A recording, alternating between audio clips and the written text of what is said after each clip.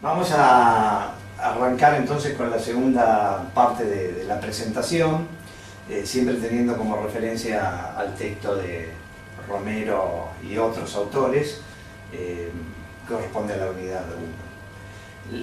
Básicamente lo que voy a tratar es un concepto que a mi juicio es central y que es importante a los efectos de las evaluaciones, es un tema que debieran tener presente. Los autores en algún momento del texto dicen que la psicología cognitiva es una ciencia objetiva de la mente que intenta explicarla desde afuera. Bien, para mí son esa clase de afirmaciones que como sentencia tienen un sentido, pero bueno, hay que ir un paso más allá y comprender qué es lo que exactamente quieren decir. Entonces vamos a tratar de explicar, vamos a la próxima, si puede pasar. Bueno, para entender el sentido de la frase hay que ubicarla en el contexto. Entonces, vuelvo a un tema que ya lo había explicado antes, que es esta transición que hay entre tres momentos en la historia de la psicología. Primer momento uno, lo que podríamos llamar mentalismo clásico, que corresponde a lo que se ha dado a llamar psicología de conciencia e introspeccionismo. Después recordamos el momento 2 era el del conductismo y el tercer momento es el de la psicología cognitiva asociado a este concepto más amplio de cognitivismo. Entonces, bueno, recordemos cómo era el esquema explicativo para el introspeccionismo clásico. El objeto de estudio era la vida mental, y la vida mental alude a los estados de conciencia, sensaciones, imágenes, sentimientos, razón, volición y afecto, podríamos sintetizarlo de esa manera, etcétera, etcétera. Ese es el objeto de estudio, los estados de conciencia. La mente es igual a la conciencia y el objeto de estudio de la psicología es entonces la vida mental. ¿Y cuál es el método? Bueno, el método es la introspección. Y la introspección, ya hablamos antes de la introspección, es un acto de autoobservación interior. Es reflexionar acerca de los propios estados de conciencia. Ahora, como método tal como lo plantearon los introspeccionistas clásicos, en donde Titchener era uno de los autores más importantes, consistía en lo siguiente: el investigador entrenaba a los sujetos para que a través de un acto introspectivo sistematizado dieran cuenta de cómo es la naturaleza de esos estados mentales. Entonces el sujeto, por un acto de autoobservación, reportaba al observador externo, que sería el investigador, cómo son sus estados de conciencia, cómo es percibir algo, cómo es imaginar algo, cómo es cuando estoy imaginando algo, cuando estoy sintiendo algo, etcétera, etcétera. Bueno, no es el objetivo centrarnos con la naturaleza del método introspectivo, pero simplemente es útil señalar que en ese momento de la psicología hay un objeto de estudio que es la vida mental y hay un método que es eminentemente subjetivo, o está basado en el reporte de la propia persona, que es un acto introspectivo. Bueno, vamos al siguiente esquema. Arribamos entonces al tercer paradigma, que sería el paradigma cognitivista, que es una especie de síntesis entre los dos paradigmas anteriores, es decir, entre el introspeccionismo y el conductismo. Vamos a ver en qué sentido es esa síntesis. Ahora, antes de entrar en mayor detalle, lo que vamos a señalar es que el paradigma cognitivista, que acá lo expresamos como mentalismo cognitivista, o como dicen algunos autores, la nueva ciencia de la mente, lo que sostiene la necesidad de invocar un nivel de estados internos en donde incluimos estructuras, procesos, representaciones, estados, propiedades mentales, etc., que es necesario postular para hacer inteligible la relación entre los estímulos y las respuestas. Sin invocar la existencia de ese nivel, tendríamos una explicación que carece de un elemento básico.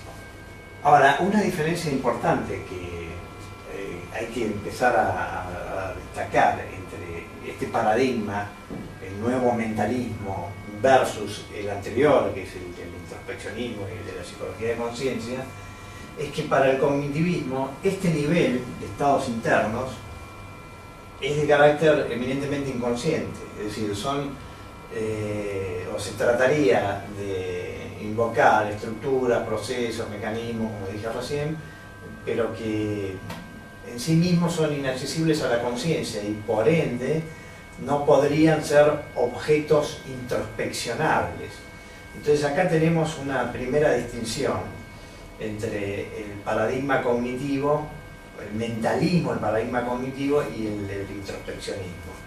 La distinción es que los dos invocan, ¿qué lo tienen en común? Los dos invocan que existe un nivel mental. Ahora, lo diferente es que para el introspeccionismo ese nivel mental es accesible en forma introspectiva, en forma consciente, mientras que el mentalismo que postula la psicología cognitiva es de carácter evidentemente inconsciente. Entonces avancemos a la próxima para repasar algunos conceptos que, por supuesto, que lo conocen mejor de otros contextos, como puede ser el contexto del psicoanálisis. Recordarán la metáfora del iceberg, que Freud la toma prestada de un psicólogo anterior, Fechner, que postula que la mayor parte del psiquismo es de carácter inconsciente y que lo que emergería es apenas una porción que correspondería a la conciencia. Entonces la metáfora del iceberg, bueno, es una metáfora muy pregnante que pone en manifiesto que la mayor parte de la mente es de carácter inconsciente.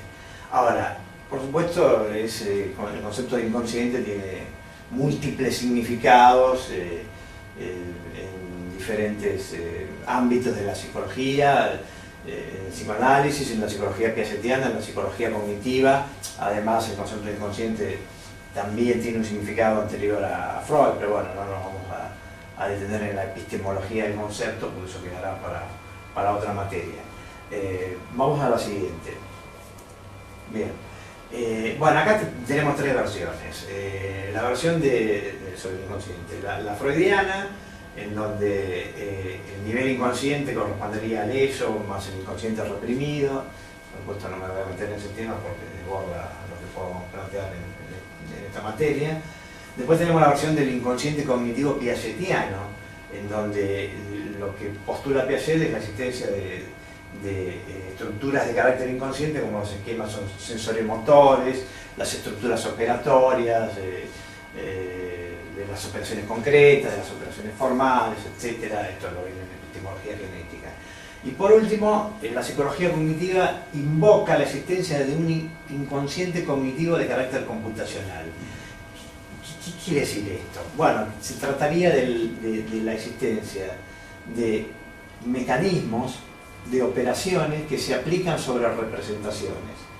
Para aplicar esta idea de cómputos que se aplican sobre las representaciones, yo suelo referir un ejemplo simple, por todos conocidos, que podríamos conceptualizar como el cut, copy, paste, cortar, copiar y pegar. Entonces, cuando los empiristas intentaban explicar cómo se forman las ideas complejas a partir de las ideas simples, lo que decían, por ejemplo, recuerdo a Hume, que ponía el ejemplo de cómo formamos la imagen de un centauro a partir de la imagen de un hombre y de un caballo. Entonces lo que decía es, bueno, tenemos la representación del hombre, por supuesto desde el punto de vista corporal, ¿no? Tenemos la representación de un caballo y bueno, ¿qué hacemos? Y cortamos a la representación, sería la metáfora, ¿no? Cortamos una parte de la representación visual del caballo y cortamos una parte de la representación visual del hombre y con eso conformamos la idea compleja. Entonces, ahí fíjense que lo que estaría haciendo la mente es aplicando operaciones, insisto, cortar, copiar y pegar, ensamblar una nueva representación sobre la base de representaciones anteriores. Ahora, nosotros no somos conscientes de los mecanismos que llevamos a cabo cuando realizamos este tipo de actividades. Esto es lo que postularía, lo que postula la psicología cognitiva cuando habla de esa especie de inconsciente computacional. Lo voy a explicar después con el tema del lenguaje. Lo pasamos a la próxima. Bueno, vamos entonces al punto de aquella afirmación de la cual partimos y bueno, a la que debemos dar un cabal significado. La idea de que la psicología cognitiva es una ciencia objetiva de la mente, pero que la explica desde afuera. ¿Qué nos dice este diagrama, que parece muy complicado, pero en realidad es bastante simple? Bueno, lo que nos dice es que este nivel de representaciones internas, o mejor dicho, para conocer este nivel de representaciones internas, la introspección no es un camino, es como que es un camino que nos está vedado, por la imposibilidad de acceder a los procesos, las estructuras, procesos, estados y propiedades mentales subyacentes que forman parte del inconsciente computacional. Dejé el tema de la conciencia con un signo de interrogación, pues es un problema de la psicología cognitiva que convendría tratar en otro momento, pero digamos que en términos de esta metáfora del inconsciente cognitivo, ese es el nivel de estudio que postula la psicología cognitiva, el inconsciente computacional. Bueno, ¿cuál es el rol del investigador? El rol del investigador ahora pasa a ser, primero, el de un observador de los estímulos y de las respuestas, y en esto se parece al conductismo, pero con el agregado de que ahora este observador externo postula, de hecho pretende indicar eso, postula un conjunto de estructuras, procesos, estados y propiedades mentales que no son directamente observables, pero que los postula a modo de construcciones hipotéticas. Por hipótesis se dice, se sostiene, se supone que deberían existir determinadas estructuras, procesos o mecanismos, lo que fuera, porque si no, no sería inteligible que las personas hagamos lo que hacemos. En otros términos, las personas tenemos conductas, pero para explicar cómo es posible que tengamos esas conductas es necesario invocar ese tipo de construcciones hipotéticas. Vamos a poner un ejemplo muy simple, porque en los ejemplos simples siempre se esconden las claves bueno, en este caso de la complejidad de lo que se quiere explicar. Pongamos el ejemplo del lenguaje, de la emisión del lenguaje, la producción del lenguaje. Yo en este momento estoy hablando, ustedes están escuchando. Bueno, ahora, yo cuando hablo y digo todo lo que estoy diciendo, por supuesto estoy pensando en el contenido de lo que quiero transmitir, pero lo que no puedo estar pensando es en el nivel de detalle de cada una de las palabras que utilizo para transmitir la idea. Vuelvo, imagínense, yo acabo de decir, no estoy pensando en el nivel de detalle, entonces yo no estoy pensando en la palabra no, después la palabra estoy, después la palabra pensando. Imagínense si cuando yo transmito esta idea tuviera que pensar en cada uno de los elementos, son las palabras que digamos transmiten la idea a nivel de la frase, no podría hacerlo. Entonces me dice, bueno, ¿cómo hace la mente? ¿Cómo hace la mente para cuando la persona habla? Yo podría decir, metafóricamente hablando, que yo tengo una idea comunicacional, tengo un concepto de lo que quiero transmitir, y pareciera ser, y esto insisto, tómenlo como una metáfora, pero no es tan metáfora, en fin, pareciera ser que yo delegara en ese inconsciente computacional la tarea del armado de la frase. ¿Cómo es esto? Bueno, vamos a diseccionarlo un poco más. En primer lugar, todas las palabras que yo utilicé para ensamblar la frase que transmite una idea son palabras que tengo que tener almacenadas en alguna parte, en alguna porción de la memoria, están almacenadas esas palabras. Bueno, los psicólogos cognitivos dicen, es necesario postular que existe un léxico mental. ¿Qué es un léxico mental? Bueno, es un subsistema de la memoria donde están almacenadas las palabras que el hablante conoce. ¿Y qué es lo que está almacenado? Bueno, lo que está almacenado es la imagen acústica, es decir, el sonido de esas palabras y el significado, es decir, el concepto o la red de conceptos con las que se conecta esa imagen acústica. Esto es la noción de signo, de lingüístico, de Saussure, lo han visto en alguna otra materia. Y además también, si soy un sujeto adulto que sé leer y escribir, bueno, también está el grafema, es decir, digamos, la representación pictórica, por llamarlo de alguna manera, o icónica de esa palabra. Ahora, ¿alguien vio alguna vez ese léxico mental? ¿Podemos abrir el cerebro para observarlo? Introspectivamente, ¿podemos hacer un viaje al interior de nuestra memoria para acceder a dónde está ese léxico? No, eso es un inobservable. En sí mismo es un inobservable. Ahora, si yo no postulo que existe un léxico mental, no se entiende cómo las personas hablan. Ahora, ¿yo qué es lo que observo? El observador, ¿qué es lo que literalmente observa? Observa, bueno, en este caso respuestas, la persona, o bueno, estímulo, le pregunto algo, le preguntamos algo a alguien y la persona responde y verbalmente, ¿qué es responder verbalmente? Digamos, ensambla una serie de sonidos que son las palabras que tienen un significado y entonces el investigador lo que se ve en la necesidad de postular la existencia de una construcción hipotética, esto lo ven en el texto de Débora Aurel, un constructo hipotético, para dar cuenta de la naturaleza de ese acto conductual, que sería un diálogo donde alguien pregunta y alguien responde. Bueno, entonces para concluir y darle un cierre a esta explicación, volvamos al significado de la afirmación de la cual partimos, que decía que la psicología cognitiva es una ciencia objetiva de la mente que la explica desde afuera. Bueno, para entender esto hay que comparar inevitablemente a la psicología cognitiva con la psicología de conciencia asociada al introspeccionismo y con el conductismo. ¿En qué se parece y en qué se diferencia? Entonces, ¿en qué se parece a la psicología de conciencia? ¿En qué están de acuerdo ambos paradigmas? En que existe la mente.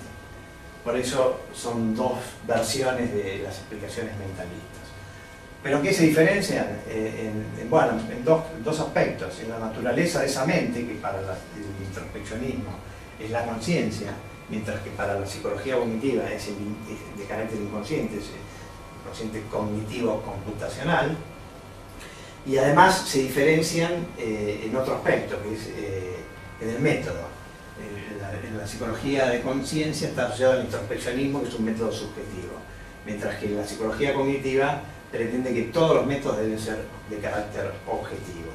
En eso se parece al conductismo, o sea, el investigador, el cognitivista, acepta esta idea de hacer una ciencia objetiva. Ahora, lo que no está de acuerdo es que, a diferencia del conductismo, la psicología cognitiva postula ese nivel mental, más allá del carácter con el que lo entiende, que es el inconsciente computacional, etc. Ahora, desde el punto de vista metodológico y epistemológico, ¿cómo es la relación con este nivel? Si no se puede observar directamente, ¿por qué la postularíamos? Bueno, el psicólogo cognitivo postula este nivel como una construcción hipotética. Entonces, lo que decía yo recién por ejemplo, del léxico mental. El léxico mental es una construcción hipotética que debemos invocar porque si no, no es inteligible, no serían inteligibles las conductas. Entonces, en eso es lo que lo diferencia del conductismo. Entonces, ahora ya cerrando, después doy un último ejemplo. Diríamos entonces que ciencia objetiva de la mente se diferencia de una ciencia subjetiva de la mente, del introspeccionismo. Y ciencia objetiva de la mente lo diferencia del conductismo, que es una ciencia objetiva, pero no de la mente, sino de la conducta. Y una última digresión. Probablemente alguno de ustedes recuerde haber escuchado o haber leído que hace poco tiempo encontraron, un grupo de físicos encontraron lo que han llamado la partícula de Dios. No sé si alguien lo recuerda, bueno, ahí me dicen que sí, ¿no? Bueno, ¿qué es esto de la partícula de Dios? Por supuesto yo no voy a entrar en cuestiones de física teórica porque es un ámbito que desconozco, pero quiero transmitir la idea porque viene al caso. La partícula de Dios es una partícula subatómica que se suponía que existía porque un físico teórico la había postulado hace algunas décadas. Ahora, se suponía que existía, pero no había ninguna prueba empírica de que la partícula existía. Entonces, lo que se hizo en un experimento de escala monumental, con un colisionador de partículas, que son dispositivos que someten a las partículas a niveles de velocidad altísima. Entonces cuando las partículas chocan se desintegran y producen efectos. Entonces lo que postulaba la teoría es que si existía esa partícula, llamada la partícula de Dios, que tiene un nombre técnico, no entrar en esos detalles, lo que se sostenía es que si existía esa partícula, entonces cuando se haga un experimento en un colisionador de partículas con determinadas características, iba a pasar tal cosa. O sea, dados ciertos estímulos, partículas puestas a colisionar a determinadas velocidades, iban a observar determinado tipo de sucesos físicos. Y si ocurría eso, eso era una prueba de que tenía que existir ese nivel hipotético en donde se planteaba la existencia de esa partícula subatómica. Ahora, por supuesto uno preguntará, ¿pero alguien la vio? ¿Alguien la fotografió? ¿Alguien tiene un telescopio de una potencia extraordinaria que permita verla? No se puede ver. El nivel de las partículas subatómicas es un nivel inaccesible a ningún tipo de observación, ni directa ni mediada por ningún instrumento. Ahora, nadie la pudo ver, pero sin embargo se supone que tiene que existir, porque si no existiera esa partícula no se habría observado respuestas, lo que se observó cuando se creó este dispositivo del colisionador de partículas. Y esto no es algo nuevo, privativo de la psicología cognitiva ni de la física en particular, sino esto es el método hipotético deductivo. En última instancia es método hipotético deductivo, es decir, formulamos hipótesis, elaboramos construcciones hipotéticas y vemos qué pasa. Si lo que pasa es compatible con lo que se teorizó, tenemos algún argumento para sostener la verosimilitud de la existencia de esas construcciones hipotéticas. Por supuesto eso quedará referéndum de lo que observemos, de los experimentos que se hagan, de los resultados de los experimentos, etc. Y bueno, ese es el juego que al que pretende jugar, metafóricamente hablando, la psicología cognitiva. Y bueno, ahora sí creo que con este ejemplo adicional daríamos por cerrado la explicación. Si hay alguna pregunta, bueno, la respondemos.